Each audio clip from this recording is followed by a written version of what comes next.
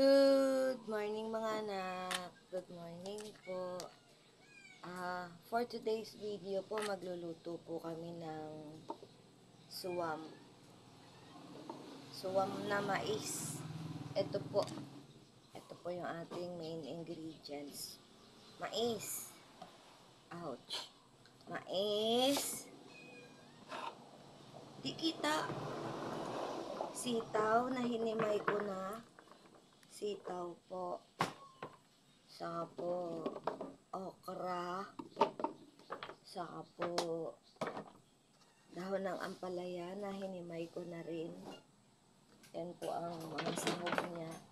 Tsaka po hipon na hinihim. Basta hipon po yan. Hinihimay na ni kuya. Ayan.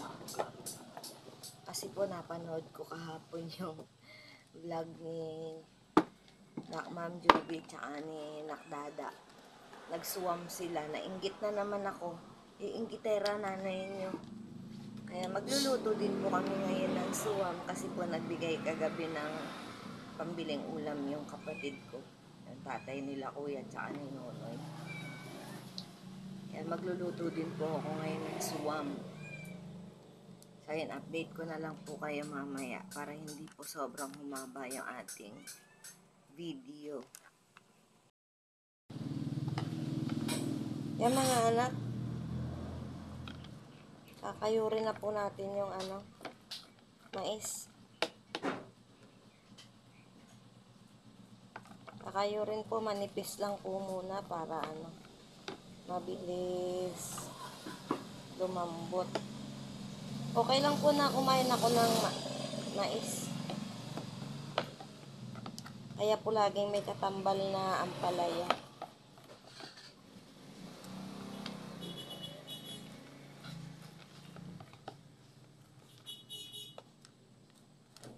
Yung hipon po hinihimay na din ni kuya. Malilit lang po yung pinabili kong hipon.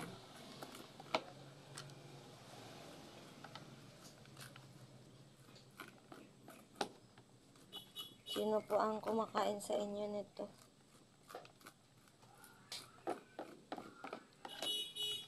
Update ko na lang po kayo ulit mamaya at 2 minutes na po mahigit. Yan mga anak, nagisa na po tayo ng sibuyas bawang. Sunod na po natin yung hipon. Hipon lang po kasi maliliit lang kaya. Hipon lang. Hipon. Aray ko, maliliit na hipon.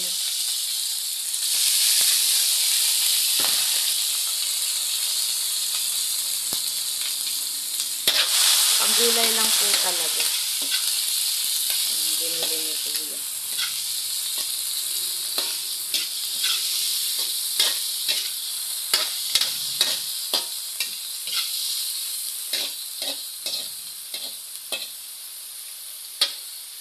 May tangkay ng ano po kasi na hipon rin. Uluhan.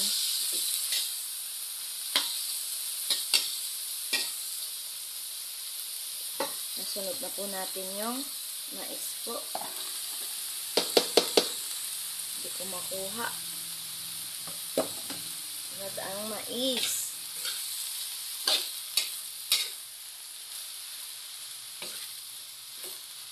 Hina ng apoy ko.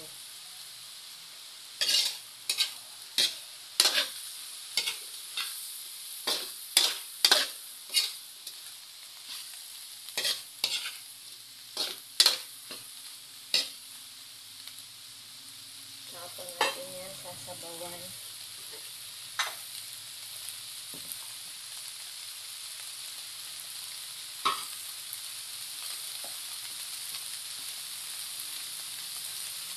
Nak Ma'am Juby, nak Sir Dada. Ito naman po ang version ko ng suwam. Sabawan.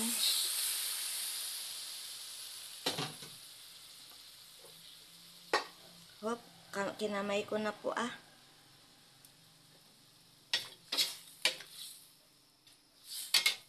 Suwam. Ihayaan lang po muna natin kumulo. Mamaya po timplahan natin yan ng patis. Kaya update ko po ulit kayo mamaya mga anak ha. Yan mga anak, luto na yung mais. Ilagay naman po natin yung sitaw. Sitaw.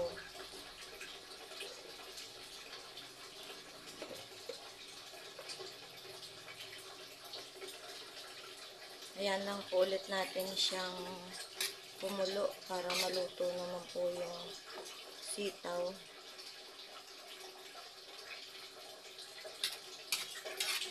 Update ko po ulit kayo mamaya.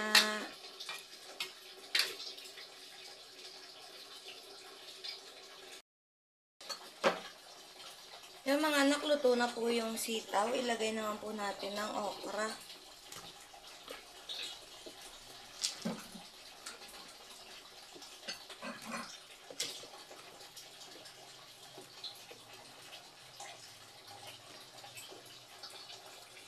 Hugas lang akong kamay. Malagkit ng okra. Hayaan lang po natin siyang ganyan ulit. Pag kami po nagluto talaga ng gulay, masabaw. Kasi po, mahilig kami talaga sa sabaw. Aantayin lang po natin maluto ulit yung okra. Ako po ay nahihilo na kaya inaagad ko na po itong luto ko na to. Update ko po ulit kayo mamaya. Yan mga anak, luto na po yung okra. Oh, nausukan na po kayo. Luto na po yung okra, luto na ang sitaw, luto na ang mais.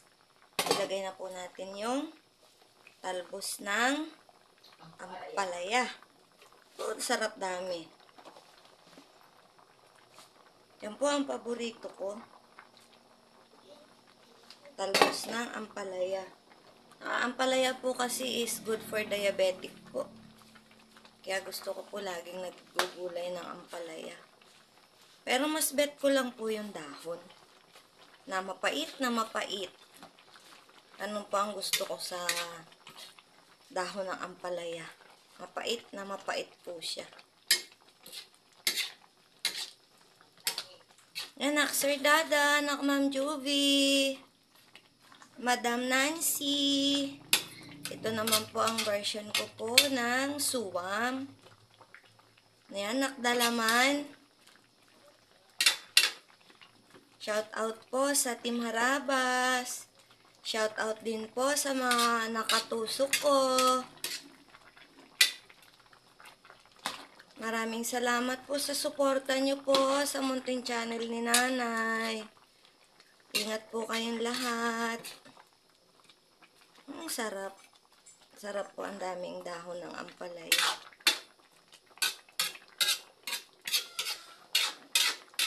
Si Sir Eddie Boy ng Waikulba. Mukhang favorite niya po ang suwam. Ayan, luto na po ang ating suwam, mga anak ko. Ayan. Yung mga anak, kain na po tayo. Kailangan ko pong kumain na kasi po nararamdaman ko po na nanghihina na ako. Babagsak po ang sugar ko pag hindi po ako kumain agad. So, ito na po yung ating suwam. Kasi ito naman po yung kanin ko. 1/4 lang po ata to ng cup. Konting-konti lang po yan. Mukha lang po yan siya dyan. Ganyan po. Konti lang. 1, 2, 3, 5 subo. So, kain tayo mga anak at maraming salamat po sa panonood. Ingat po tayong lahat. God bless us all po. I love you all. Bye-bye po.